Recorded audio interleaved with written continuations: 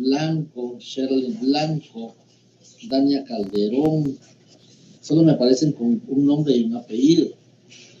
Hay algunos estudiantes más, como Mayra García, Denis Hernández. Hay alguien que me aparece como Valladares Lima. Me imagino que son solo los apellidos. Si no están presentes aún, y si los conocen, por favor, está también Pedro Medina, que solamente tienen un nombre y un apellido. Licenciado, Sí, aparece, que manda Catherine. ¿usted quiere que el nombre completo? Sí, por favor. Dos nombres de un apellido o dos nombres de un apellido. Si tienen, porque hay quienes tienen un nombre y un apellido, solo me escanean su carnet y me lo remiten por el Classroom. Porque la otra semana ya no voy a permitir que aparezcan con un nombre y un apellido nada más, sino han justificado con el carnet que así están inscritos.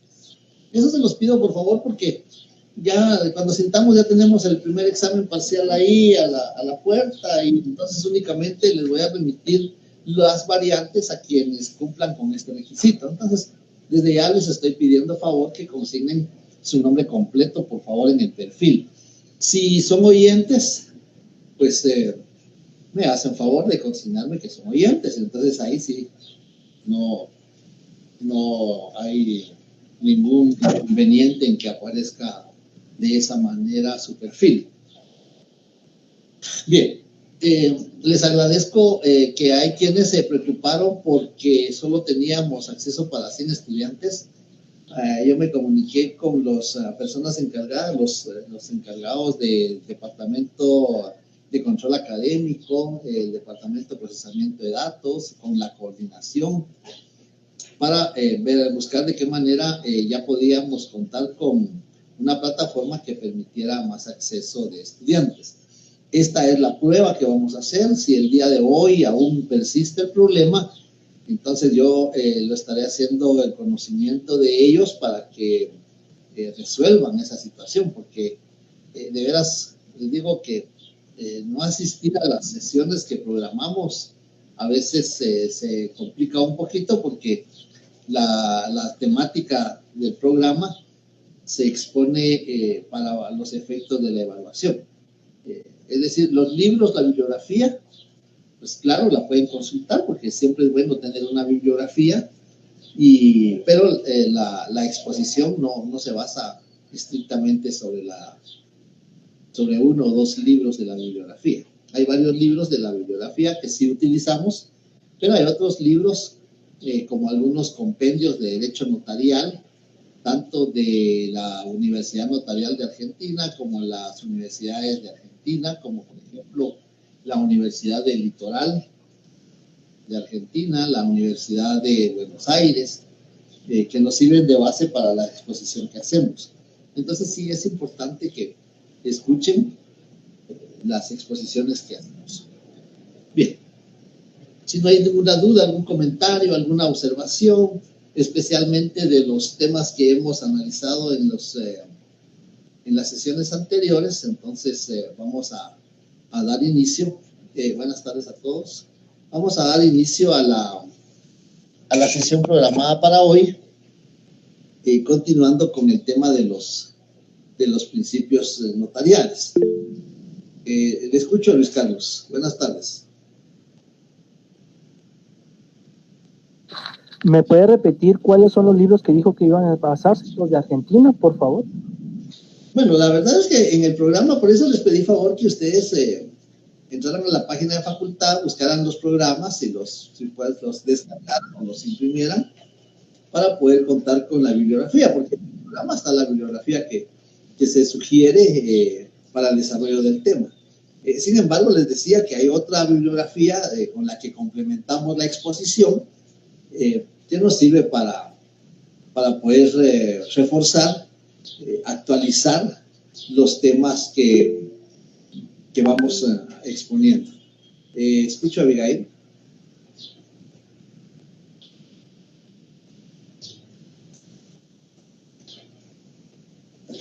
Por ejemplo, tenemos este curso de Derecho Notarial. Este es un curso de Derecho Notarial de la Universidad del Litoral. Es un curso de doctorado en Derecho Notarial, pero tiene el contenido programático, por supuesto desarrollado de otra manera, y yo me permito exponérselos a ustedes de la manera que sea más fácil para que vayamos comprendiendo todo el contenido del programa.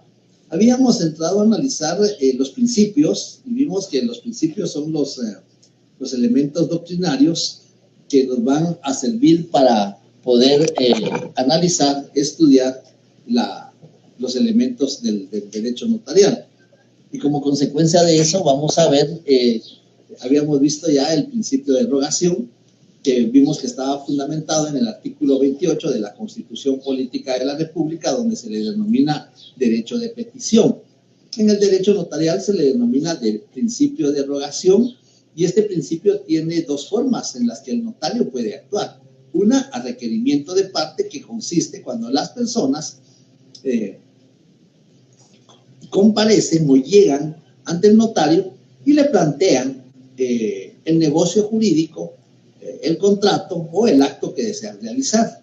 Habíamos consignado algunos ejemplos, que la persona le dice al notario, voy a vender mi inmueble, lo voy a dar en arrendamiento, quiero distribuir mis bienes para cuando físicamente ya no esté en este mundo, y entonces ya el notario será el que les va a asesorar qué contrato o qué acto es el que le conviene. Pero ese es el principio de rogación, cuando la persona llega ante el notario y le plantea la intención de realizar un negocio jurídico, un acto o un contrato.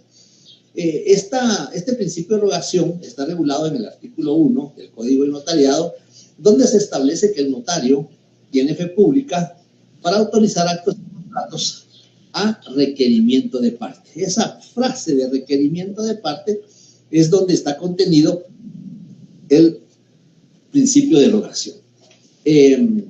Pero también este principio tiene otra forma como el notario puede actuar. El notario puede actuar de dos maneras, ¿no? A requerimiento de parte, cuando las personas llegan a su oficina, lo llaman por teléfono, le envían un correo o le mandan un mensaje y manifestándole que necesitan otorgar o realizar un negocio jurídico y que están prácticamente contratando los servicios profesionales del notario. Ese es el principio de rogación. Luego, este principio también determina en el mismo artículo 1 del Código de Notariado. Yo espero que hoy ya tengan sus leyes físicas ahí al alcance para que podamos ir leyendo. Yo les voy a pedir favor que ustedes me ayuden con la lectura de algunos artículos para que haya participación de parte de ustedes. Y entonces les decía, la otra etapa o la otra forma como el notario puede actuar es por disposición de la ley, ¿no? Pero tenemos que tener mucho cuidado cuando el notario actúa por disposición de la ley. Pues el notario va a actuar por disposición de la ley cuando un precepto jurídico, es decir, cuando un artículo determina que el notario debe autorizar un instrumento público. ¿Se recuerdan que vimos la nómina de los instrumentos públicos? Vimos que son 7: escritura matriz, acta notarial, protocolización, toma de razón de legalización de firma, acta notarial transcripción del acta notarial que autoriza el testamento cerrado. Tenemos también las auténticas de firma, auténticas de copias de documentos. Entonces ahí tenemos los 7 instrumentos, es numerus clausus, es decir, no hay más. Solo esos instrumentos públicos, bueno, por el momento el legislador eso ha dispuesto, solo esos instrumentos públicos podemos autorizar los notarios. Y entonces cuando existe en la legislación, que puede ser el Código Civil, el Código de Comercio, la Ley de Orden Judicial, la Ley de Colegiación Profesional Obligatoria, el Código Procesal Civil y Mercantil, hay en la legislación un precepto jurídico, es un artículo que determina, que obliga al notario a autorizar un instrumento público. Insisto en eso, porque cuando enviamos avisos, no estamos autorizando instrumentos públicos, estamos actuando por disposición de la ley, pero estamos cumpliendo con una obligación, remitir avisos. En cambio, cuando actuamos por disposición de la ley, hay un artículo que determina que tenemos que autorizar un instrumento público. Es decir, uno de esos 7. En la mayoría, se trata de la protocolización o protocolación. Ese, si ustedes lo ven, si apuntaron, si hicieron la nómina de los instrumentos públicos que el notario puede autorizar, que los acabo de repetir, pues ustedes van a subrayarlo ahí en su apunte y consignarle ahí un asterisco, que es en la mayoría de las veces, ese es el instrumento público que el notario autoriza por disposición de la ley. Otro comentario, que cuando autorizamos un instrumento público por disposición de la ley, lo hacemos con las palabras por mí y ante mí. Por mí y ante mí. Y habíamos consignado algunos ejemplos. Por ejemplo, cuando llega la pareja, cuando llegan un hombre y una mujer, porque así establece el artículo 78, que hace que tener mucho cuidado. Yo me recuerdo que en un examen técnico profesional le contesta el sustentante al examinador, cuando 2 personas contraen matrimonio, pues el examinador le repara a 2 personas de qué sexo.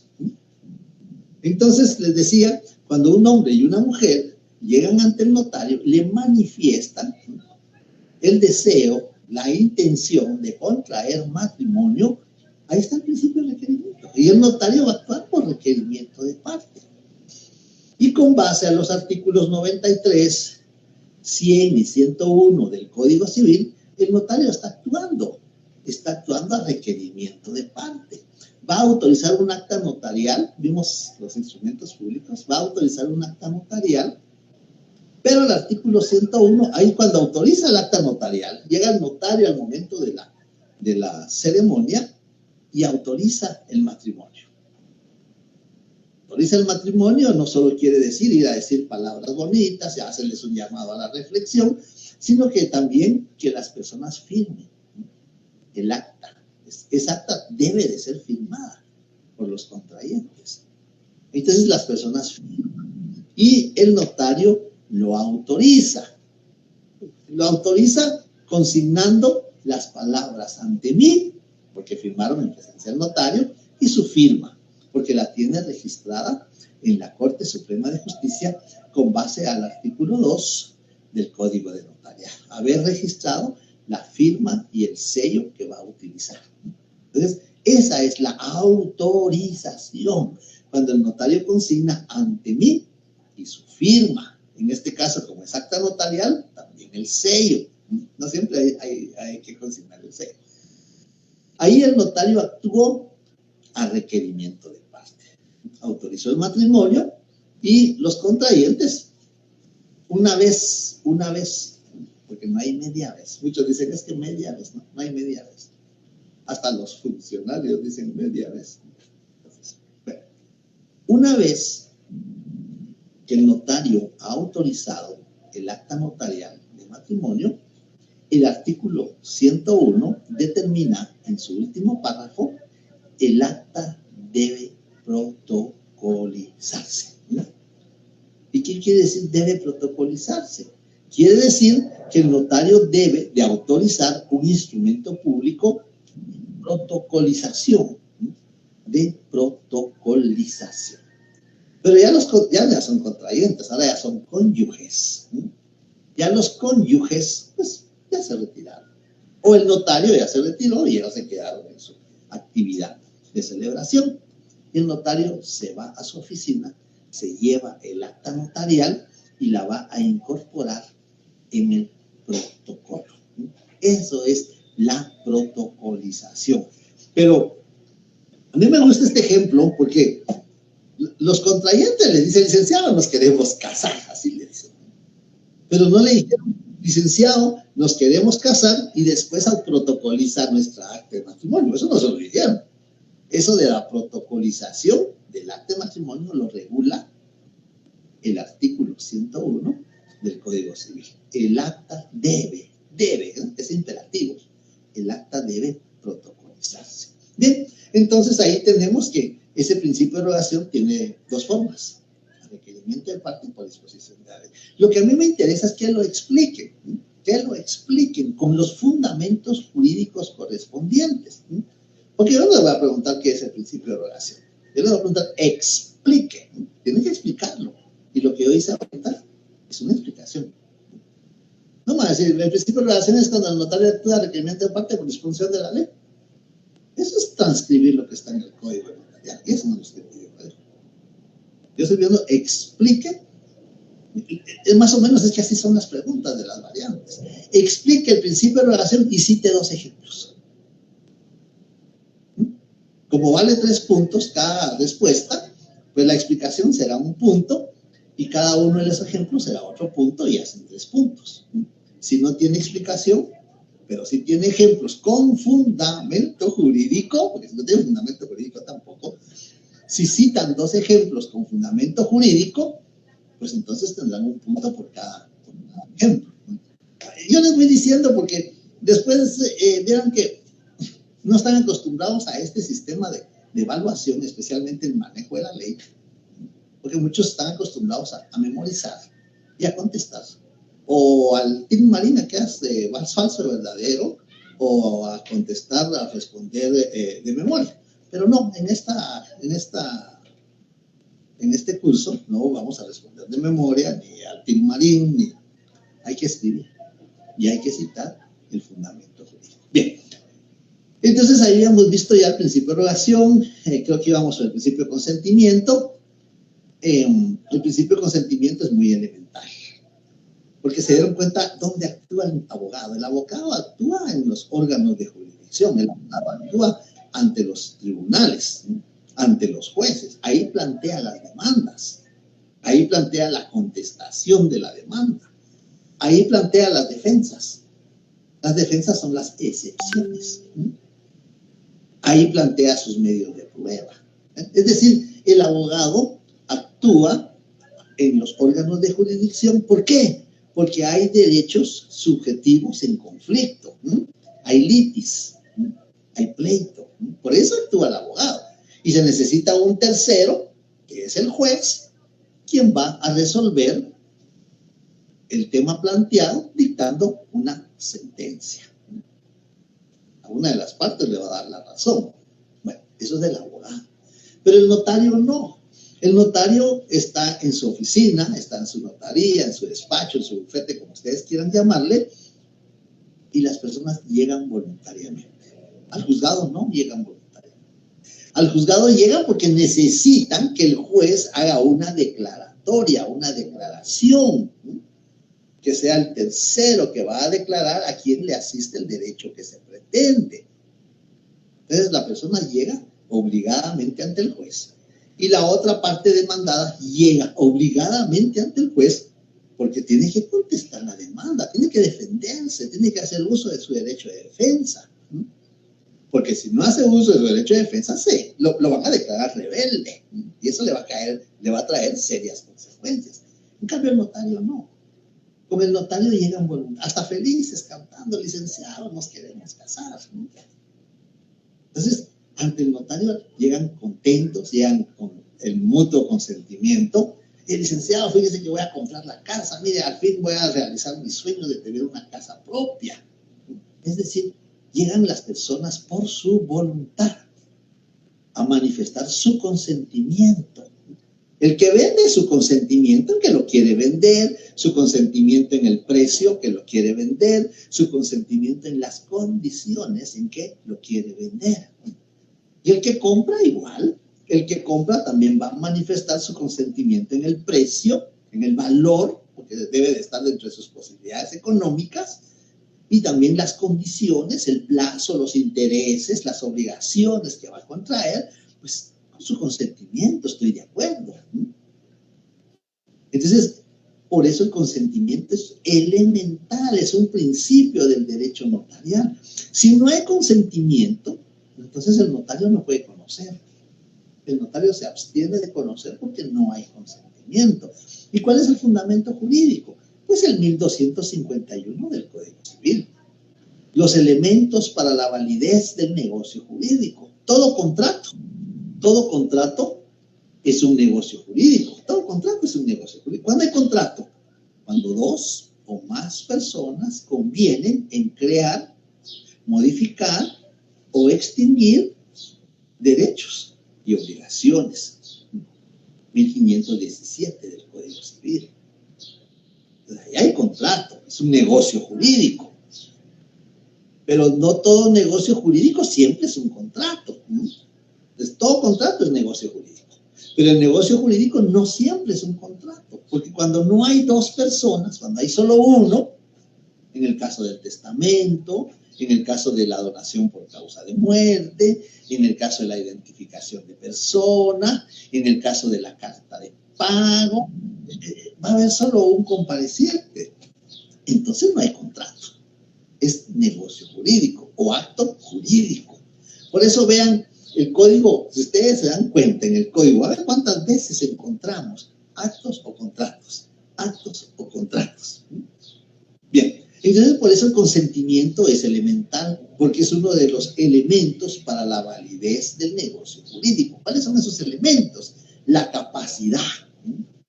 Pero la capacidad no es solo ser mayor de edad.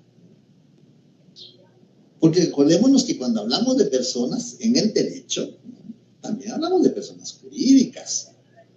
Y la persona jurídica va a actuar a través del representante legal, del gerente, del presidente del consejo de administración,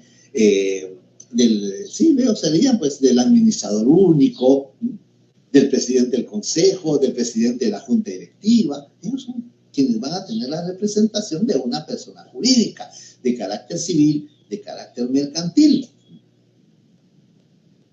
Y van a actuar a través de su representante legal. Pero la capacidad, vean, la capacidad no es solo, es que el gerente ya es mayor de edad, ya tiene capacidad. Momento. Está facultado para vender los bienes de su representada. Está facultado para constituir hipotecas sobre los bienes de su representada.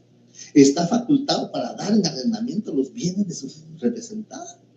Bueno, si no ese es el objeto social y no está facultado, no tiene capacidad, aunque sea mayor de edad, aunque sea el gerente.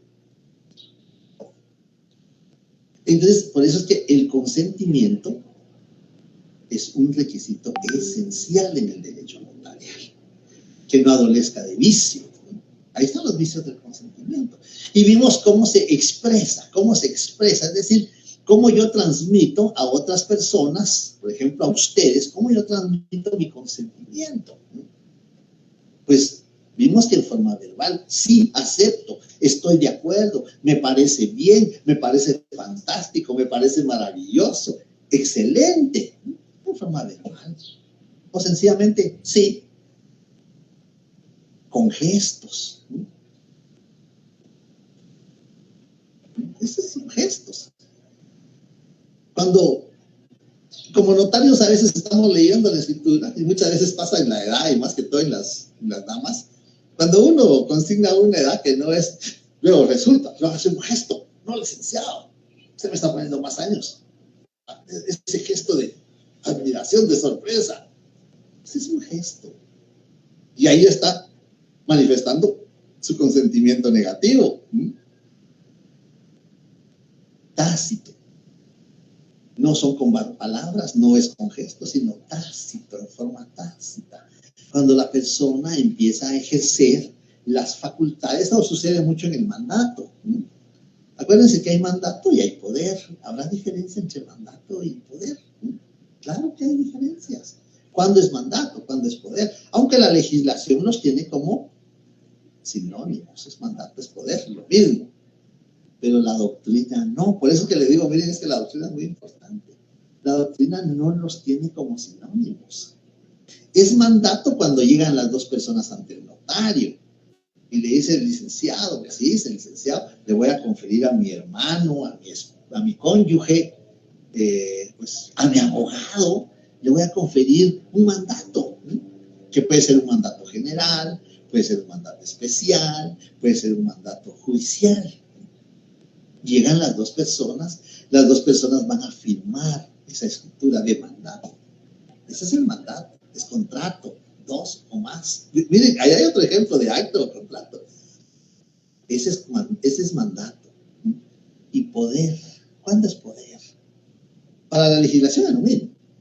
Si ustedes leen 1686 en adelante, la legislación los toma iguales. En un párrafo regula mandato y en el otro poder. Es lo mismo. Pero para la doctrina no. El poder es, por ejemplo, yo llego con la licenciada Karen Sánchez y le digo, licenciada, yo necesito otorgar un mandato para que mi hermano que está allá en el Petén o que está allá en el departamento de San Marcos o en Zacapa, me represente. Tengo negocios y quiero que él me represente porque me cuesta viajar. Entonces se va a redactar la escritura y la voy a firmar solo yo. ¿Sí? La voy a firmar solo yo. Ese es poder. Que puede ser poder general, poder especial, poder judicial, pero lo voy a firmar solo yo, solo hay una firma.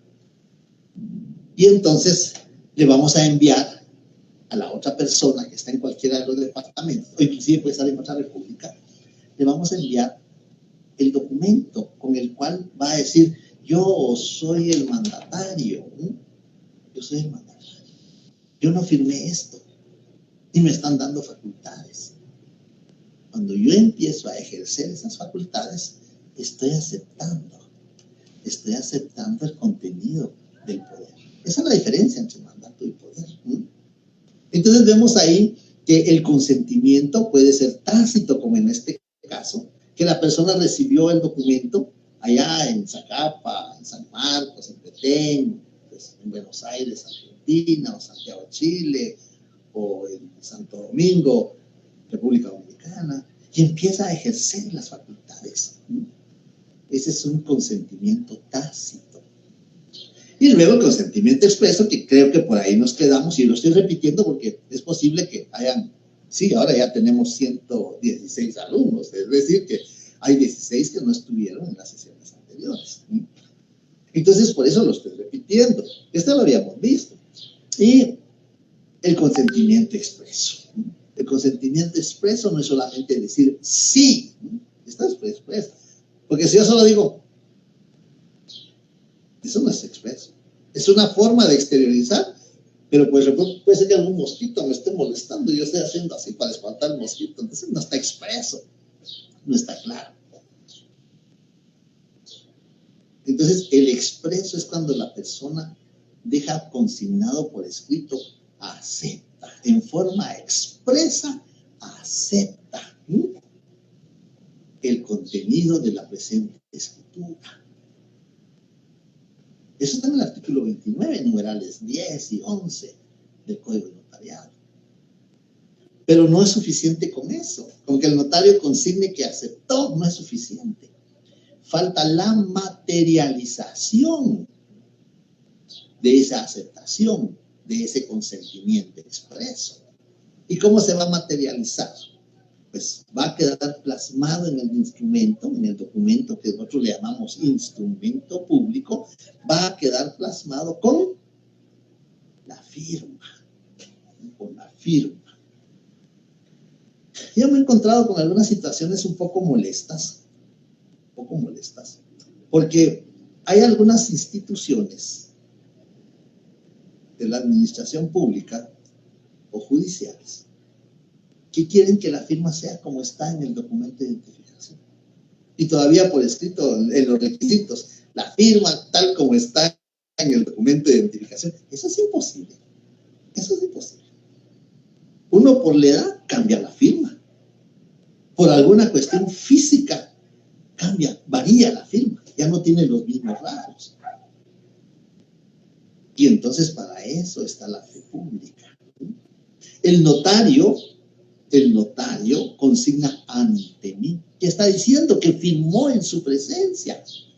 Si no lo hizo así, quedará responsabilidad del notario. Si no lo hizo así, quedará responsabilidad del notario. Si no firmó en su presencia, él se atiene. Es muy delicado. ¿Sí? Es muy delicado. Porque si no firma en presencia del notario, es muy delicado. Puede ser que alguien me impugne y diga, mire, pero si ese día el señor estaba hospitalizado, ese día el señor estaba trabajando, mire aquí estaba la constancia de trabajo, cuál es su horario, mire aquí estaba la constancia cuando entró al hospital, Ese día andaba de viaje, que está en movimiento migratorio. Falsedad material, delito. Por eso les decía que el notario tiene un pie en la calle y un pie en la cárcel. Entonces, por eso consignamos ante mí, que tiene que firmar en mi presencia, por muy ocupados que estemos. Yo por eso les digo a las personas que me buscan, digo, mire, los lunes en la tarde no los puedo atender. Ahí está mi asistente, sí, correcto, ahí está, pero ya le recibe datos, le recibe documentos, pero yo no los puedo atender, porque los lunes y los viernes, pues yo tengo un compromiso con la universidad, entonces no los puedo atender. Entonces, por eso es muy delicado, por eso se consignan las palabras ante mí, y está regulado en el artículo 29, numeral 12 del Código de Notaría. Entonces, ahí está cómo se materializa el consentimiento. El consentimiento se materializa con la firma. Tavares de Carvalho, tratadista italiano, tiene la definición de la firma dentro de los estudios que él ha hecho y dentro de lo que ha escrito, trata este principio. Estos principios son universales, ¿no? En todas las áreas, de todos los notariados que se estudia en derecho notarial, pues este principio es universal. Y dice Tavares de Carvalho, la firma es la representación gráfica del consentimiento. Es que yo voy a firmar así hoy, mañana firmaré de otra manera. Y después voy y le digo, mire, eso no es mi firma, yo no firmé eso. Eso tiene que decírselo al juez, porque yo tengo fe pública. Y aquí dice, ante mí, quiere decir que usted firmó ante mí, y quiere decir que esa es su firma. Si usted firmó diferente, es asunto suyo. Y hay algunas instituciones que yo no sé de veras, porque si está robustecido con fe pública, el notario está consignando ante mí, ¿por qué quieren que firmen como está en el documento? Entonces, la firma cambia. La firma cambia por la edad de la persona, la firma cambia por alguna situación física. Puede ser que yo firmaba con la mano derecha, pero por el momento no puedo consignar la mano derecha porque no puedo por alguna circunstancia física, pero voy a firmar con la mano izquierda. Por supuesto que la firma no va a salir igual, porque no estoy habituado a firmar con la mano izquierda, pero esa es la representación gráfica de mi consentimiento. Y las personas que no pueden, no saben firmar, porque esta es una dicha y un privilegio en nuestra sociedad, saber leer y escribir es una dicha. La calidad de educación es muy baja, especialmente la pública. Y entonces, pues, las personas no tienen ese privilegio de poder saber leer y escribir. Y en muchos lugares las personas prefieren trabajar para obtener sus alimentos que ir a la escuela. Entonces, ese es un privilegio. Pero eso no quiere decir que les va a limitar de hacer una declaración de un acto, de un contrato, contraer una obligación o ejercer un derecho. Eso no les limita. Y entonces el artículo 29, numeral 12 del Código de Notariado, determina con la impresión digital. Impresión digital. No hay huella. Aquí no hay huella. Es impresión digital. Está en el artículo 29, numeral 12. ¿Quién me hace favor de leer el artículo 29, numeral 12? Sí, Gilda, por favor. Del Código de Notariado, por favor. Artículo 29, inciso 12. Las firmas de los otorgantes y de las demás personas que intervengan y la del notario, precedida de las palabras ante mí, si el otorgante no supiere o no pudiere firmar, pondrá la impresión digital de su dedo pulgar derecho y en su defecto otro que especificará el notario firmando por él un testigo. Y si fueren varios los otorgantes que no supieren o no pudieren firmar, lo hará un testigo por cada parte o grupo que representen un mismo derecho. Cuando el propio notario fuera el otorgante, pondrá antes de firmar la expresión por mí y ante mí. Vale, muy bien, gracias, Gilda. Mira que fluida su lectura, muy bien. Vemos ahí entonces que el consentimiento, ahí hay dos etapas, en ese numeral hay dos etapas. En la etapa del otorgamiento, otorgar es cuando la persona manifiesta su consentimiento. ¿Y cómo lo manifiesta? Con la firma.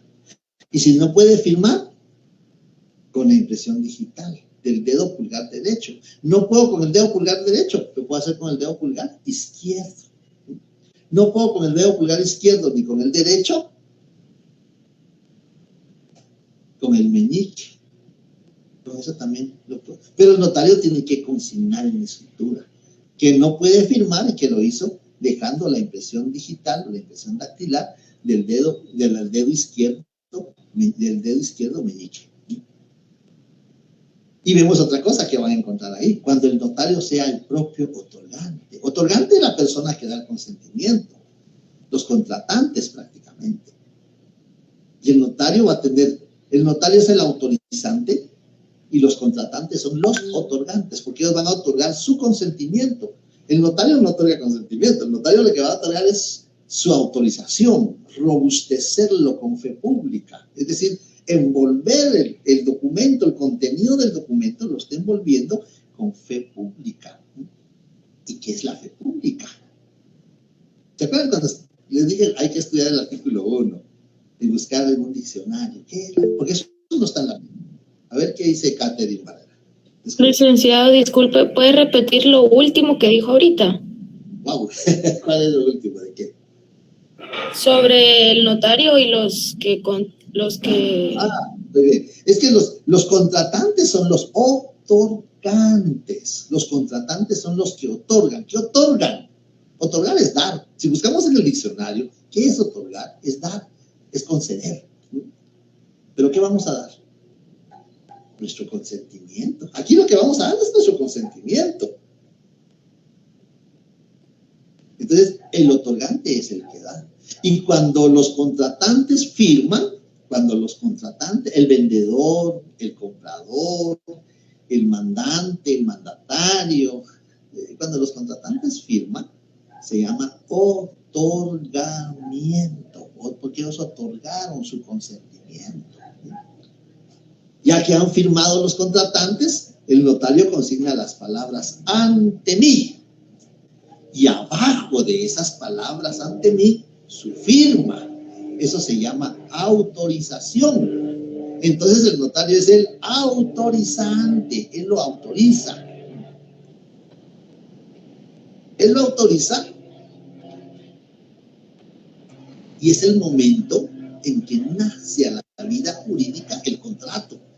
En ese momento surgen los derechos y las obligaciones de los contratantes. Por eso se llama autorización. El notario es el autorizante. Muchas veces consignamos el infrascrito autorizante. ¿Qué quiere decir? Si somos notarios, lo podemos autorizar de esa manera. Pero en ese artículo 29, numeral 12, me voy a adelantar un poquito al notariado 2, pero es importante esto. El notario puede tener la calidad de otorgante, es decir, va a dar su consentimiento, pero también va a ser autorizante. También va a ser autorizante. Por ejemplo, en el artículo 77. En el artículo 77. ¿Quién me hace favor? Tiene su código Pablo Adalberto Chinchilla. Ahorita lo vamos a empezar a llamar. Ese tiene sus códigos al alcance. ¿No está Pablo Adalberto? Nicole Yasmari. Buenas tardes, licenciado. Buenas tardes, Nicole. Hágame el favor, 77 del Código Notariado, numeral 1. ¿Sí? Ya tiene varios numerales, el 1. En un momento, Lick. 77 me dijo, ¿verdad? Sí, por favor. Ok. Artículo 77. Al notario le es prohibido: 1. Autorizar actos o contratos en favor suyo o de sus parientes. Sin embargo, podrá autorizar con la antefirma por mí y ante mí los instrumentos siguientes. ¿Sí? ¿Seguimos? A. Su testamento o donación por causa de muerte y las modificaciones y revocaciones de los mismos. Ahí está, ahí dejémoslo, porque ese es un ejemplo, eso lo vamos a estudiar más a fondo después. El notario puede otorgar su propio testamento. Y entonces yo voy a otorgar mi testamento, soy el otorgante, porque voy a estar de acuerdo a quién voy a constituir como herederos universales, a quién voy a constituir como delegatarios, si voy a constituir herederos condicionales. Es decir, yo voy a ser el otorgante. Licenciado, ¿Se manda? en ese artículo que acaba de leer la compañera, cuando dice autorizar actos o contratos en favor suyo, o cuando se refiere a o, es porque violaría el principio de imparcialidad. Ah, por supuesto, correcto, así es. Por eso es que nosotros no podemos autorizar actos o contratos a favor de nuestros parientes. Yo creo que esto les había dicho, muchas veces nuestros parientes se molestan, porque dicen, mira, fíjate que comprar mi casa, quiero que me autorice la escritura, o que me haga la escritura, que se habla, ¿verdad? Pues no conoce la terminología jurídica. Entonces dicen, mire, yo no puedo. ¿Por qué no podés? Si sos notario, sos licenciado. Sí, pero somos parientes. ¿Y eso qué tiene que ver? Al contrario, se me hace una rebaja. Es que no es por eso. Yo no puedo, pues justamente por lo que usted dice, Catel, por el principio de imparcialidad. El notario tiene que ser imparcial. Mire qué buena observación la suya. El abogado es parcial. El abogado tiene que estar a favor de su cliente, tiene que defenderlo, protegerlo, plantear todos los recursos que estén a su alcance, plantear todas las acciones, plantear todas las excepciones. No, porque él tiene que protegerlo, eso es a favor. El notario no. El notario es imparcial. El notario es imparcial. En una oportunidad, unas personas se enojaron conmigo porque llegaron a la oficina y me dicen, mire, es que le voy a vender mis derechos hereditarios. Ah, bueno, está bien. Le pregunto a la persona que iba a comprar, ¿usted sabe qué es lo que va a comprar? Sí, me dijo, fíjese que es una casa que está... No, ¿usted sabe qué es lo que está comprando? Sí, está comprando derechos hereditarios. Pues bien, yo lo que sé es que voy a comprar la casa. Usted va a comprar derechos hereditarios. Y comprar derechos hereditarios es problema. Usted está comprando problemas. Ah, la otra persona se puso enojada conmigo, se molestó. Se levanta y me dice, mire, licenciado, usted nos está asesorando mal. No, yo tengo que ser imparcial. ¿Y usted por qué dice que son problemas los que va a comprar? Porque, ¿qué pasa si hay más herederos? Se le va a declarar a él heredero porque compró los derechos hereditarios sin perjuicio de tercero o de igual derecho. Ah, no, licenciado, si mire, si nosotros somos los únicos herederos, mi papá no tuvo más hijos. ¿Quién lo sabe? Y hay 10 años. 10 años. Para que aparezca otra persona que tenga un mejor o igual derecho. Nos pasó en una oportunidad. Falleció 2 hermanos, eran propietarios de varios inmuebles, grandes inmuebles de miles de metros cuadrados. Eran 2 hermanos los propietarios. Y fallece uno. Y este uno promueve, en calidad de hermano, promueve el proceso sucesorio. Pero el que falleció tenía una hija que en ese tiempo era menor. Faltaban 3 o 6 meses para que para que se vencieran los 10 años. Y planteamos ante el juez la modificación de la declaratoria de herederos. Como ella tenía mejor derecho por ser hija, el juez dicta la resolución y dice, no, al hermano no le corresponde. Le corresponde a la hija, ella es la heredera. Estaba casi a los 10 años. Ah, y el otro le había vendido bienes, disculpe, pero esas ventas no tienen valor. Esas ventas quedan sin efecto. Porque vendió algo que no le correspondía.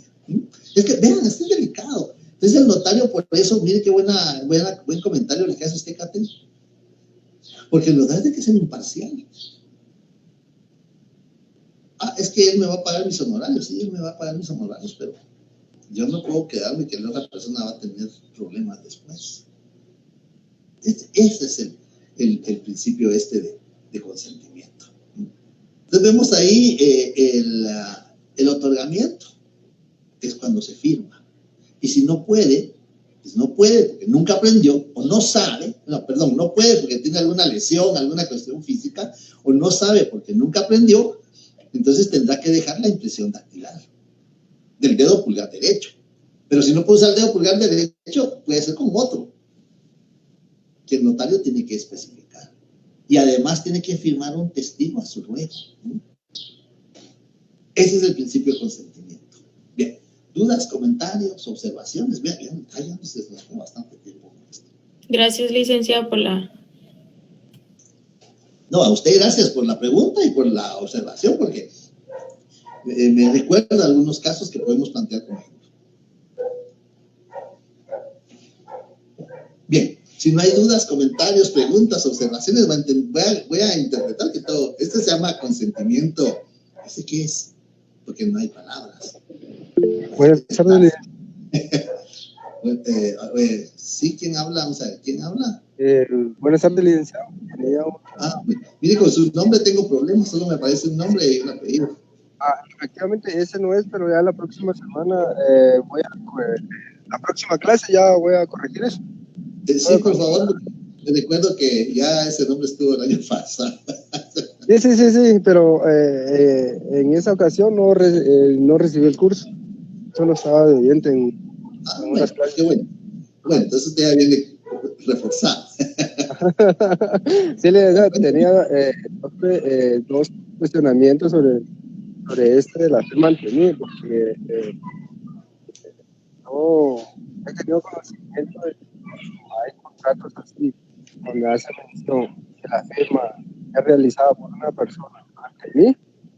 He tenido conocimiento de que han realizado el contrato, pero la persona que legítimamente nunca realizó ese tipo de negocios. En ese caso sería un contrato. Bueno, sí es un contrato. Más que todo se refiere a los inmuebles, cuando hay personas que, pues, no sé cómo le llaman a esa acción, pero es un delito. Ahí hay delito de falsedad material, hay delito de falsedad de documentos, hay una serie de delitos.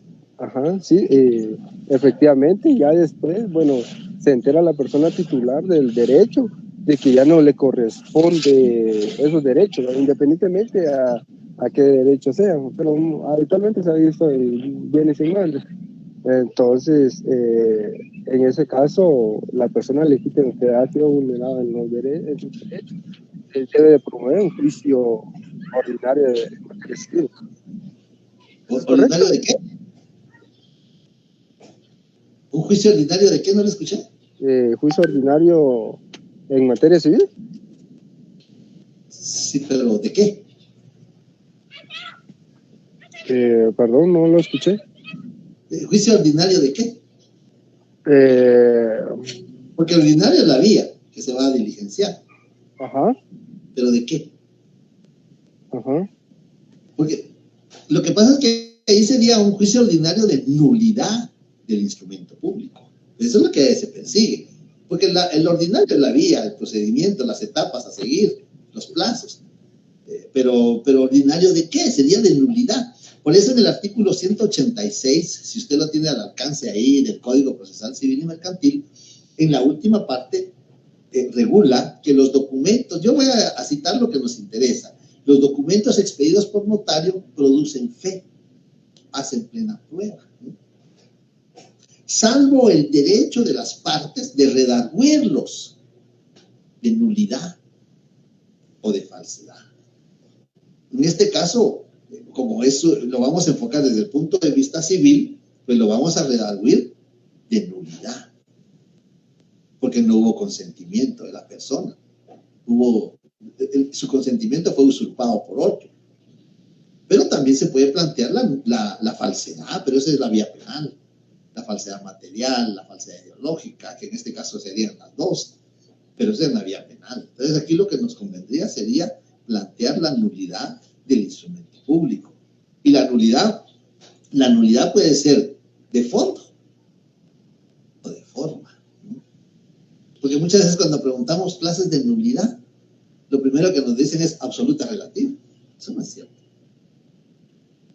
La nulidad puede ser de fondo, que puede ser absoluta o relativa, y de forma. Entonces, eso es lo que hay que plantear. Entonces, lo que se va a hacer es plantear la nulidad. Y conjuntamente hay que plantear una acción de amparo, ¿no? Para dejar sin efecto la inscripción en el registro de esa venta fraudulenta que se realizó. No sé si con relación a ello iba su pregunta. Sí, efectivamente, licenciado, usted es lo que está. También procedía en la vía penal. Bueno, Sí, pero ahí con la vía penal, sí, prácticamente que hay que referirse con un abogado que sea conocedor del tema penal. Cuando se trata de falsedad material, falsedad ideológica. Ahora, si es nulidad del instrumento público, pues entonces aquí sería en la vía civil. Comprendido, licenciado, gracias. De acuerdo, muy bien. Bien, entonces ya que pasamos, ya vamos 3 principios: rogación, consentimiento, la fe pública, ¿sí? Principio de fe pública. ¿Qué es la fe pública? Ahorita lo acabo de decir.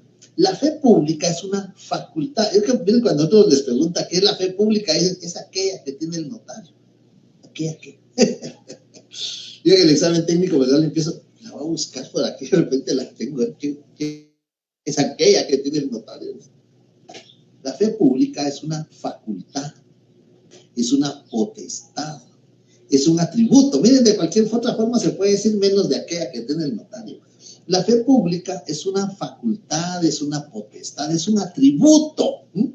Que el Estado, en aquella su calidad del jus imperium que tiene el Estado, porque la fe pública es del Estado, pero el Estado, a través de la ley, artículo 1 del Código de Notariado, se la transmite, se la delega al notario. Y por supuesto a otros funcionarios, no solo al notario. Y por eso es fe pública notarial, que es la que tiene el notario. Es esa facultad, ese atributo, esa potestad que tiene el notario de robustecer, oigan, de robustecer con una presunción. Se presume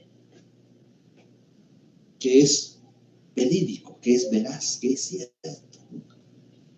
Es un atributo que el Estado le confiere al notario a través de la ley para robustecer con una presunción de verdad, de veracidad, los actos y contratos, 2 o más, acuérdense, los actos y contratos que autoriza.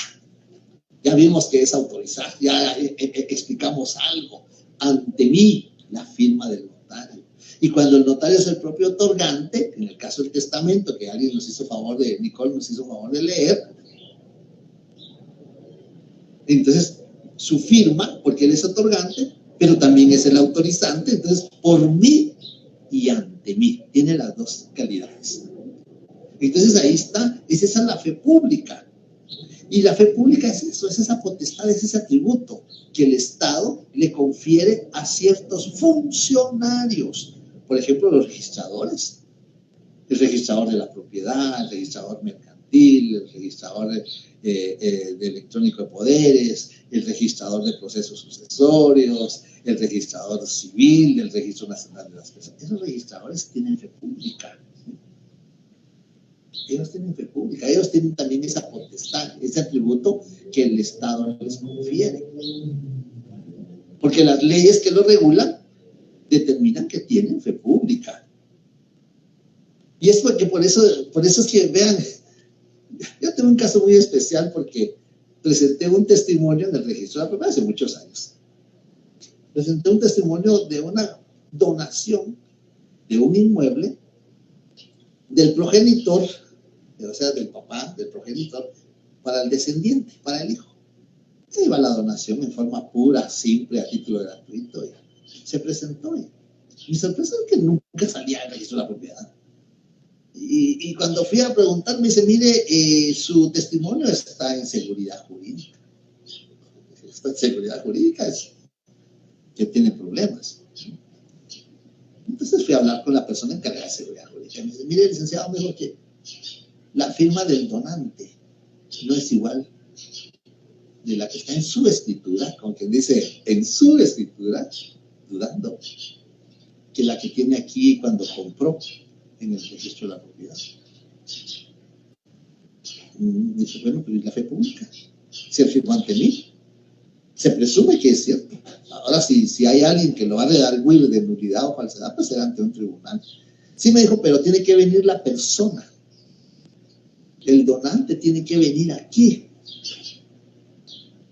Bueno, Está bien, dígame qué día y qué hora quiere que venga y yo se lo traigo. Mi cliente tenía que venir de un departamento y le expliqué, pues tuvo que incurrir en gastos y llegó. Y me imagino que tal vez la persona pues, tenía algo contra mí, tal vez. y de repente no pasó el privado. Dije, bueno, pues afortunadamente la persona llegó y la señorita, la licenciada, pues ya era licenciada y le dijo, identifíquese en su identificación. Firme aquí 5 veces, le dijo, y hice una firma 5. Como que era un estudio grafotécnico. Pero yo me imaginé que es el experta grafotécnica, tal vez para que haga eso. ¿No? Y firmó 5 veces. Y le dijo, mire, ¿por qué usted firmó diferente? Mire, amigo, le dijo, en aquel tiempo, ¿hace cuánto firmé? Yo tenía cédula de vecindad todavía cuando hice esa firma, le dijo. Y ahora con el documento de identificación, se aproveché para cambiar mi firma. Imagínense.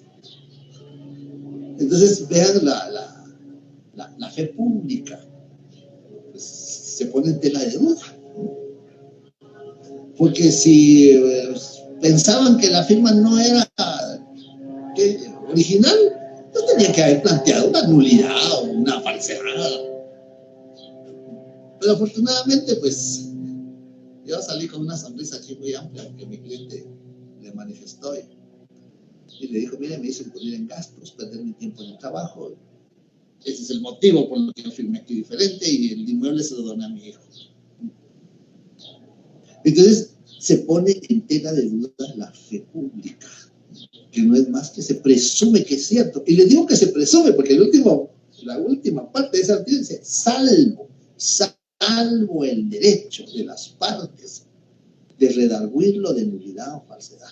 Es decir, mientras no haya una persona que vaya a redarguir, es decir, que vaya a impugnar de nulidad o de falsedad el instrumento público, pues tiene validez. Por eso es salvo el derecho. Y por eso se presume. No es una aseveración, es una presunción. Se presume que es cierto, porque el notario tiene fe pública. Y entonces, la fe pública es un elemento que tiene el Estado y en su posición del jus imperium, que usted lo van a haber visto en la teoría del Estado, que en su posición del jus imperium se la delega al notario. Ya queda en manos del notario el uso que le pueda dar a la fe pública. Entonces, esa es la fe pública. Clases de fe pública, porque no solo el notario tiene fe pública. La fe pública en la doctrina se clasifica, pues es muy importante la doctrina. En la doctrina se clasifica como fe pública institucional, que son las que tienen las instituciones. También se le llama fe pública incorpórea, porque es de la institución, no se puede ver la fe pública. Y también se llama fe pública abstracta. Las dos tienen relación. Incorpórea no se puede tocar, abstracta no se puede ver. Es algo abstracto, como el viento, como el aire. Es algo abstracto. Entonces, fe pública institucional. ¿Por qué institucional? Porque es de la institución, no es de la persona. Cuando asume el registrador de la propiedad, cuando asume el registrador mercantil, cuando asume el registrador electrónico de poderes o el registrador civil, pues en ese momento él va a materializar la fe pública que tiene la institución. Entonces hay fe pública, esa se llama fe pública registrada. Pero también hay fe pública administrativa, los que tienen los funcionarios. Por eso en el artículo 186, los documentos expedidos por notario, funcionario o empleado público producen fe y hacen plena prueba. Y entonces ahí es cuando regula funcionarios. ¿Sí, Catherine, le escucho? Disculpe, licenciado, ¿qué artículo mencionó? Por el momento, el 186 del Código Procesal Civil y Mercantil. Gracias. Porque ahí está regulado. Los documentos expedidos por notario, de pública notarial. Funcionario, que puede ser administrativo o puede ser judicial. O empleado público, producen fe y hacen plena prueba, salvo el derecho de las partes de redarguirlos de nulidad o de falsedad. Y entonces vamos a encontrar fe pública notarial, fe pública administrativa, fe pública registral, fe pública judicial, ¿no? Las sentencias, las resoluciones. Pues, cuando nos notifican algo, pues es que le dieron trámite a la demanda, rechazaron la demanda.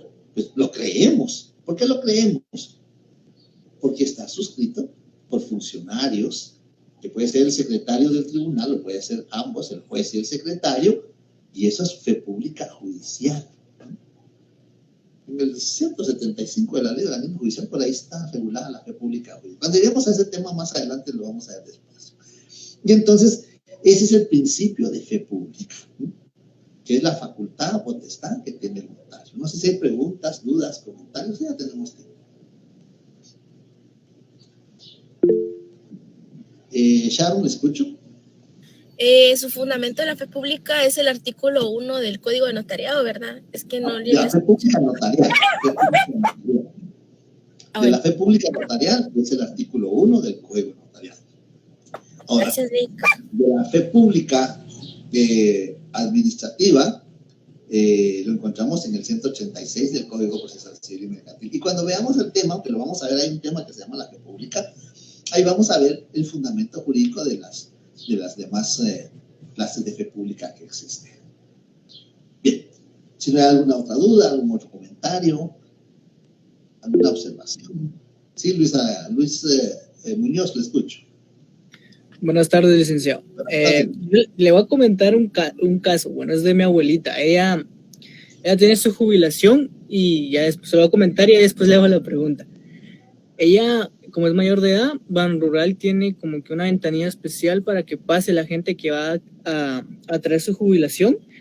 Y lo que me da un poco la atención es que la cajera le dice que a la hora de firmar su cheque lo tiene que hacer frente a ella. No sé si eso es una fe pública que tiene la cajera para decirle firme frente a mí. Le han hecho eso varias veces porque una vez que ella firmó o llevaba su cheque firmado, que lo firmó afuera, lo llevó y le dijeron que no era parecida a la firma. Ahora ella tiene que firmar enfrente de la cajera. No sé si la cajera tiene una fe pública para decir esta firma que está haciendo la señora si vale o tiene algún valor o si es legal.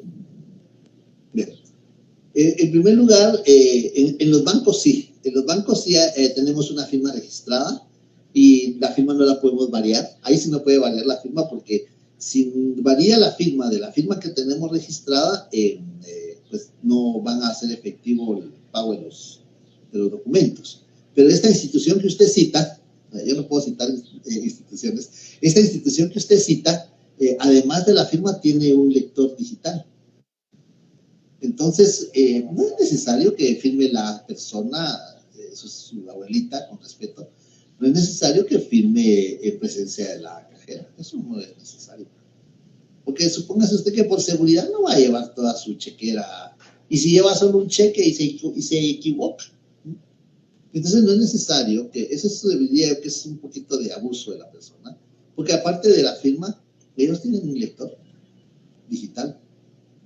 Entonces, no sé, ahora, en el caso de los cheques sí, porque cuando abrimos una cuenta de depósitos monetarios que nos implica que nos van a dar una chequera, ya casi no se usan, pero implica que nos van a dar una chequera, ahí registramos una firma.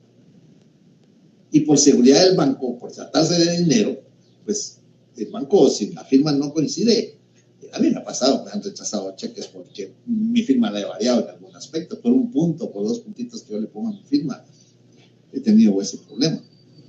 Pero ahí sí, no es fe pública, sino que ahí está eso con base al Código Comercio, donde 512 regulaba el cheque del Código Comercio. Entonces ahí sí, por cuestiones administrativas del banco, por seguridad del banco, la firma tiene que ser tal como está registrada en la institución bancaria. Si la persona varió o cambió de firma, tiene que ir a hacer el trámite administrativo ante el servicio al cliente y hacer la nueva firma para que puedan entonces avisarle o remitirle la información a las demás agencias para que pues, puedan recibir los cheques con firma diferente. Pero yo creo que firme la señora en presencia de la cajera es un abuso. Es un abuso porque ellos tienen un lector digital, ¿no? Entonces, y es más fiel el lector digital. Además, como le digo, por seguridad no se puede llevar la chequera completa, ¿no? Y no puede llevar solo un cheque, porque si se equivoca, si la firma no... Bueno, miren, este es un abuso, porque ¿qué pasa si la firma no la hace como la tiene reportada? Por los nervios, porque una persona adulta, a mí me pasa con mi mamá, una persona adulta no va se pone nerviosa al momento que firma. Una vez, en una oportunidad, mi señora madre me dice, mire, necesito ir al banco a hacer una gestión, le vamos al autobanco. Y la cajera me dice, mire, póngame en la cámara a la señora, porque no la veo. Bueno, tenía razón. Entonces me tuve que hacer así para atrás y que mira, aquí está. Entonces, sí, ahí sí son cuestiones de seguridad, ¿no? Pero que firme delante de ella es un abuso y usted lo puede denunciar ante el gerente de la agencia. Licenciado, muchas gracias. Dice estudiante de Derecho, eso es un abuso. No, es que me hace raro que en la institución casi a las personas de la tercera edad les hacen lo mismo en esa institución bancaria, fíjese, Lick. Entonces me pareció raro, entonces dije, tal vez tendrán una fe pública para ampararse en eso. No pero no, a la próxima no lo va a dejar entonces a la cajera. Gracias, Lick. Muy bien. Bien, entonces pasamos a otro principio, si no hay más dudas, más comentarios, más observaciones. Nos sirve para tener algunos ejemplos y yo los tomo en cuenta porque me sirven también, a veces vienen en las preguntas estos casos. Bien, vamos al principio de publicidad. Aquí vamos a ver la constitución política de la República. Tenemos que tener presente, vamos a recordar a nuestro querido amigo el doctor Bonerge Mejía, que en paz descanse, compañero de promoción, exdecano de la facultad, ex magistrado de la Corte de Constitucionalidad. Pero en la constitución política de la República está por eso es que les digo cómo tiene relación cuando lo veamos más adelante. En la constitución política de la República tiene su asidero constitucional, legal constitucional, el principio de publicidad. Vamos a ver, vamos a pedir favor, vamos a ver, Gilda Abigail, ¿está por ahí, Gilda? Sí, licenciado. Por favor, ¿tiene su constitución ahí al alcance? Sí. Sí, veamos para empezar el 30 de la constitución política, por favor. Aquí, licenciado. Artículo 30. Publicidad de los actos administrativos. Todos los actos de la administración son públicos. Los interesados tienen derecho a obtener en cualquier tiempo informes, copias, reproducciones y certificaciones que soliciten y la exhibición de los expedientes que deseen consultar, salvo que se trate de asuntos militares o diplomáticos de seguridad nacional o de datos suministrados por particulares bajo garantía de confidencia. Muy bien. A ver, ¿qué encontramos ahí que tenga relación con el notario? En esa lectura de ese artículo, ¿qué encontramos que tiene relación con el notario? La publicidad de los actos. Bueno, el notario extiende copias. Ustedes saben que el notario extiende copias, porque las escrituras originales le quedan al notario. Él lo que extiende son copias. Ahí hay algo, ahí hay un elemento, ¿ya? El notario extiende copias que se llaman testimonios. Algunos les llaman primer testimonio, pero el nombre correcto es testimonio. ¿Qué es el testimonio? El testimonio es la copia fiel, la copia verdadera de una escritura pública. Eso es el testimonio.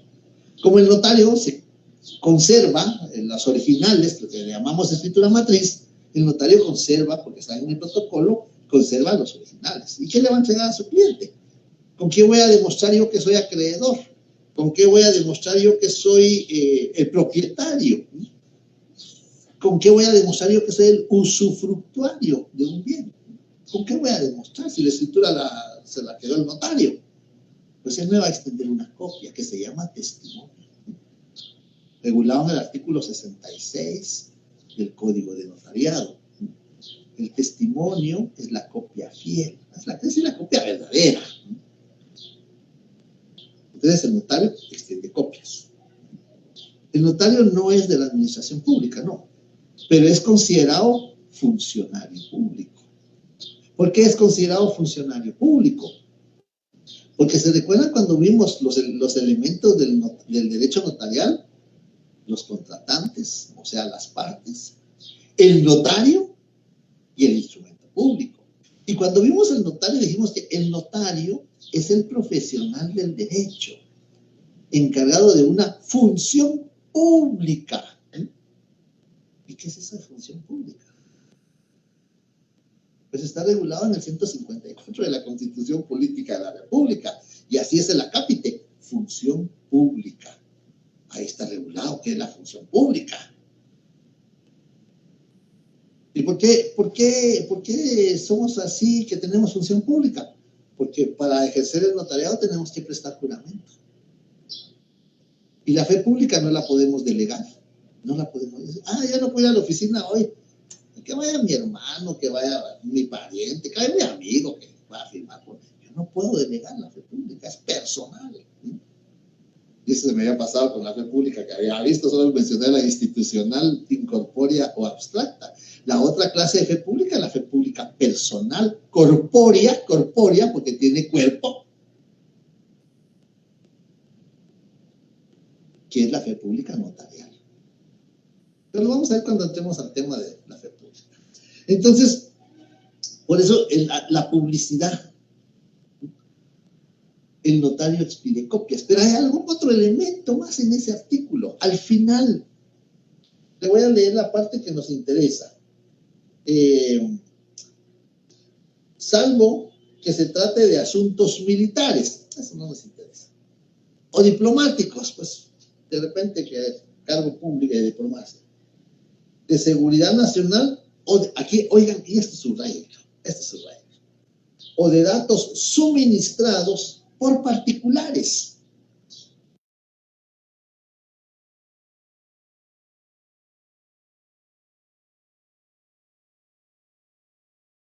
Secreto profesional. Lo que nuestros clientes nos llegan a manifestar, lo están dando en garantía de confidencia. ¿Por qué bajo garantía de confidencia? Porque conforme el Código de Ética Profesional, conforme la Ley de Colegiación Profesional Obligatoria, conforme el Contrato de Servicios Profesionales, vean 3, Código de Ética, ya les vamos a citar los artículos cuando vayamos, conforme el Código de Ética Profesional, conforme la Ley de Colegiación Profesional Obligatoria y conforme el Contrato de Servicios Profesionales regulado del 2027 al 2032, el Código Civil, la información que recibimos, la recibimos en calidad de secreto profesional.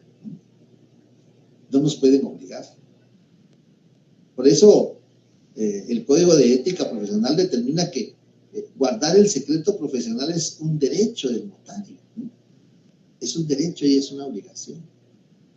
Ni ante juez podemos declarar lo que nuestros clientes nos manifestaron, porque lo están dando en calidad de confidencia. Yo no puedo andar divulgando qué negocios están haciendo mis clientes, en qué condiciones están haciendo los clientes el negocio. Yo no puedo andar divulgando eso, porque es en calidad de secreto. Y aquí está, en la parte final, de datos, información suministrada por particulares, los ciudadanos, las personas que desean realizar un negocio, un contrato, bajo calidad de confidencia. Y nosotros, por ser profesionales del derecho, por ser notarios, pues, la información que recibimos es en calidad de confidencia. Aquí tiene su fundamento el principio de publicidad. ¿Ya claro? Bien. Jason Batres Hernández, ¿está? Sí, licenciado. Muy bien. Por favor, ¿tiene al alcance de su constitución política? Sí. 31, por favor, para continuar con la lectura del principio de publicidad. 31 de la Constitución Política de la República. Artículo 31. Casi no le escuchamos. Mi micrófono casi no sirve, licenciado. Ahí está. Alzando un poquito la voz, creo que. Bueno, artículo 31. Ahí está. Acceso a archivos y registros estatales. Toda persona tiene el derecho de conocer lo que de ella conste en archivos, fichas o cualquier otra forma de registro estatales.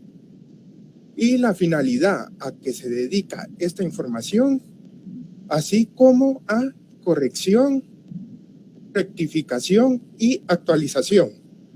Quedan prohibidos los registros y archivos de filiación política, excepto los propios de las autoridades electorales y de los partidos políticos.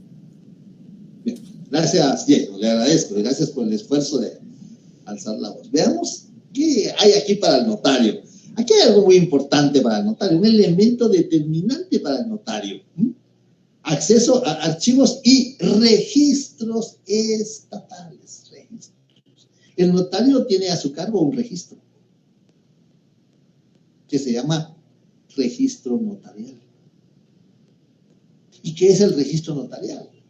Pues el registro notarial es la otra denominación o el otro nombre, si ustedes quieren, el otro nombre que recibe el protocolo. Todos los notarios pueden tener protocolo. Todos los notarios pueden. ¿Por qué digo pueden?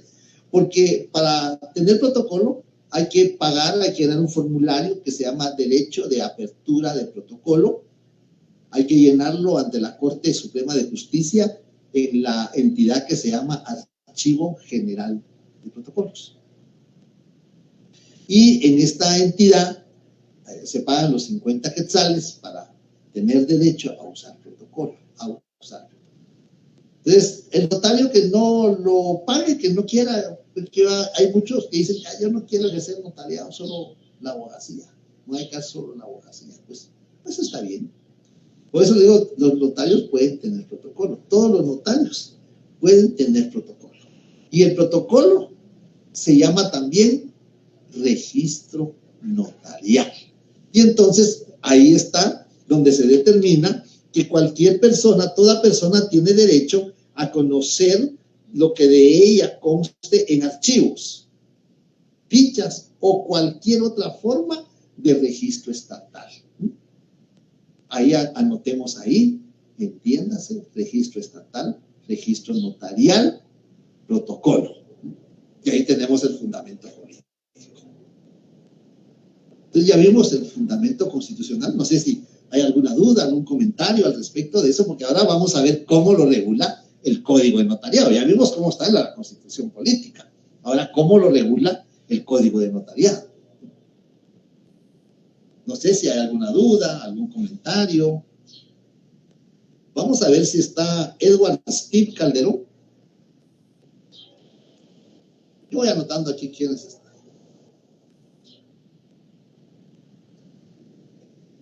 ¿No está Edward?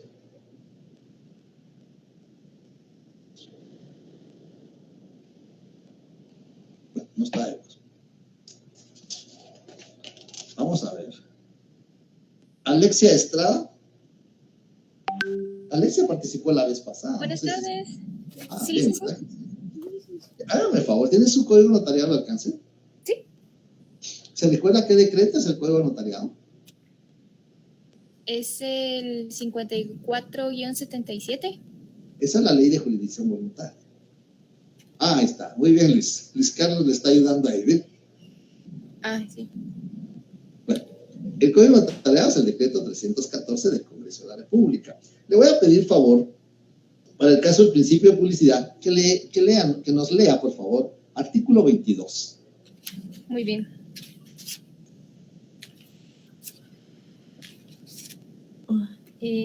Artículo 22. Las escrituras matrices podrán consultarse por cualquier persona que tenga interés en presencia del notario, exceptuándose los testamentos y donaciones por causa de muerte, mientras vivan los otorgantes, pues solo a ellos corresponde ese derecho. Si el notario se negare a exhibir la escritura, el juez de primera instancia de su jurisdicción, previa audiencia por 24 horas, quedará al notario, dictará la resolución que corresponda. Muy bien. Gracias, Alencia. Bien, entonces vemos ahí de la Constitución Política, ahora nos pasamos al decreto 314 del Congreso de la República, que es el llamado Código Notarial. Yo digo llamado, porque en la pasta dice código, pero adentro se da cuenta que no menciona código. Dice esta ley, ahí dice esta ley. Bueno, pero entonces pues, aquí se regula el principio de publicidad. Estos artículos, si se dan cuenta, no tienen acápite. Entonces ustedes pueden anotarle ahí como acápite, para manera de estudio, principio de publicidad. Las escrituras matrices. ¿Qué son las escrituras matrices? Son las que están en el protocolo. ¿Y cómo se llama también el protocolo? registro notarial. Y entonces el protocolo es un registro estatal. ¿Por qué? Porque el protocolo no es del notario. Muchos decimos, mi protocolo, pero no, el protocolo está solo a cargo de nosotros. El protocolo no es de nosotros. Está Reina Diegues Ramírez, Rina. ¿Está Rina Diegues Ramírez? Acá estoy. Muy bien. Hágame favor, Rina. Al 19 del Código de Notariado.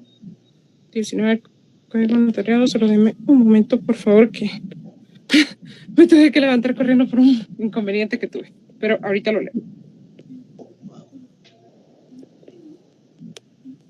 Por hoy todavía voy a dejar ingresar. Todavía está que ingresar.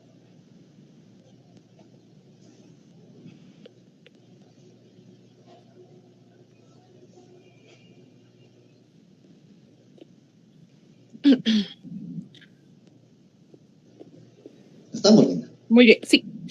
Artículo 19 del Código de Notariado. El notario es depositario del protocolo y responsable de su conservación. Tan pequeñito.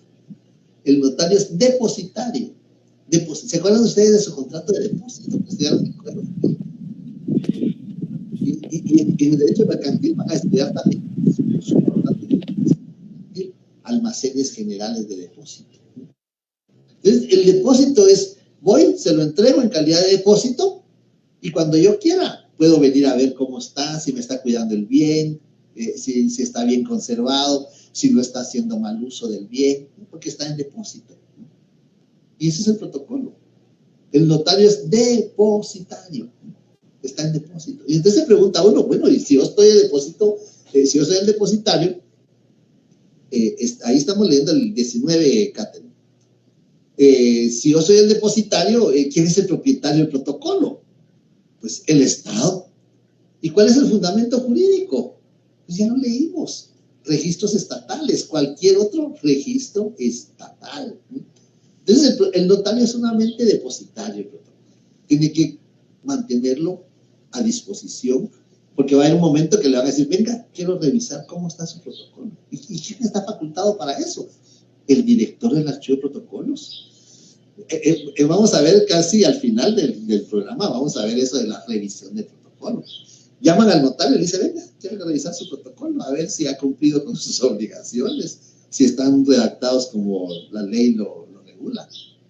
Entonces, por eso, el principio de publicidad tiene relación con ese artículo que leímos de la Constitución Política, y ahí están las escrituras matriz en el protocolo. Las escrituras matriz podrán consultarse por cualquier persona, solo que tiene que cumplirse dos requisitos importantes. Cualquier persona puede consultar, puede llegarle a decirle, licenciada Gilda Abigail, fíjese que está enterado que mi vecino vino aquí con usted y firmó una escritura, quiero saber de qué fue. O voy allá con el notario Luis Muñoz Arevalo, me imagino, y digo, licenciado, tengo entendido que un amigo de la infancia que acaba de fallecer me dejó algo en su testamento, quiero saber si es cierto. Cualquier persona puede consultarlo, pero hay dos requisitos. Primero, que tenga interés. Tiene que haber un interés. ¿Y usted qué interés tiene? Pues fíjese que resulta que esa persona pues, es condueño conmigo de un inmueble o de ese inmueble. Entonces quiero saber porque yo tengo derecho, porque soy condueño. O esa persona es mi cónyuge. Quiero saber también. Entonces, tiene que haber interés. Vean, cualquier persona, pero que tenga interés. Y después, en presencia del notario. Si el notario no está, no puede practicarse la consulta. Principio de publicidad. Ahí está la consulta. Este principio tiene dos etapas. La fase de consulta y la fase de copias. Porque la persona llega y le dice, mire, quiero información. Quiero saber en qué condiciones, a quién se lo vendió, por cuánto se lo vendió. Yo soy el copropietario. Entonces tengo interés. Yo soy el cónyuge. Tengo interés. Pero no es solo decir yo soy el cónyuge, yo soy el copropietario.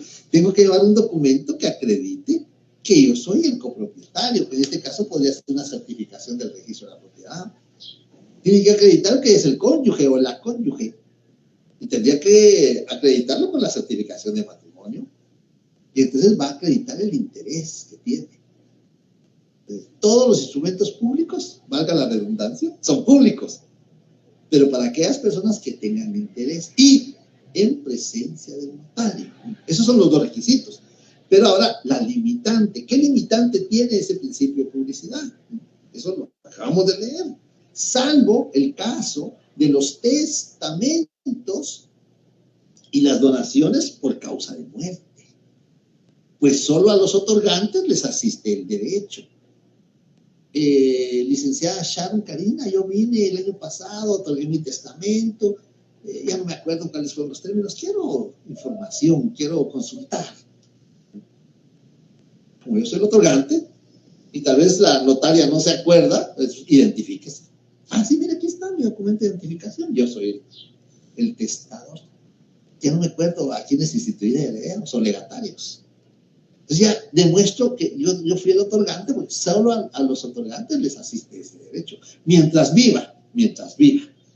Una vez que ha fallecido el otorgante del testamento o la donación por causa de muerte, ya le doy la palabra a Marcos. Una vez que ha fallecido el otorgante del testamento o la donación por causa de muerte, cualquier persona que tenga interés y en presencia del notario puede consultar el instrumento. Sí, Marcos, escucho. No, licenciado, con una consulta, básicamente, cuando algún bien no haya sido incluido dentro del testamento, las personas que puedan ser beneficiadas por intestado en solicitar acceso a ese testamento. Sí, por supuesto, porque es posible que vayan a promover un proceso sucesorio mixto, mitad testada, mitad intestada, o una parte testada y la otra parte intestada, que sería el caso que usted está manifestando. El inmueble no se incluyó. O puede ser que después de haber otorgado el testamento siguió adquiriendo más bienes, ¿no? Muebles o inmuebles, o derechos, porque también puede adquirir derechos. Entonces hay parte testada y parte intestada. Eso sería un proceso sucesorio mixto, ¿no? Y sí pueden tener acceso, por supuesto. Bien. Entonces tenemos ahí que, ¿cuáles son las condiciones para que los instrumentos públicos, valga la redundancia, sean públicos? Uno, que la persona tenga interés. Y dos, que sea en presencia del notario. ¿Y cuáles son las limitantes? Pues cuando se trata de testamentos o donaciones por causa de muerte, mientras esté vivo el otorgante. Porque una vez que ha fallecido el otorgante, y claro, pues voy a decir, mire, es que fíjese que yo vengo, que fulano otorgó testamento, ya falleció. Mire, ahorita con la pandemia falleció. Tráigame la certificación de defunción y yo lo hago público. Si no me trae la certificación de defunción, ¿cómo va a saber yo que verdaderamente ya falleció? Pues tráigame la certificación y yo le hago público. Es decir, hay que acreditarlo. Y entonces, ese principio de publicidad tiene dos etapas. La fase de consulta, cuando llega y dice, mire, voy a tomar nota, aquí voy a apuntar, aquí qué fecha, qué cantidad, qué bienes, consulta. Pero posiblemente le diga, mire, fíjense que estoy en mi hora de almuerzo, no tengo tiempo, no lo puedo leer, está muy extenso, pues denme una copia. Y ahí surge aquello de copia simple. Hay copia simple, hay copia legalizada. Entonces, denme una copia legalizada. No, solamente una copia. Denme una copia. Lo voy a leer despacio. Claro que esto genera honorarios, por supuesto, porque ahí nos tenemos que ir al 109 del Código Notariado, donde está regulado el arancel, cuánto podemos cobrar por esas copias. Entonces ahí está el principio de publicidad.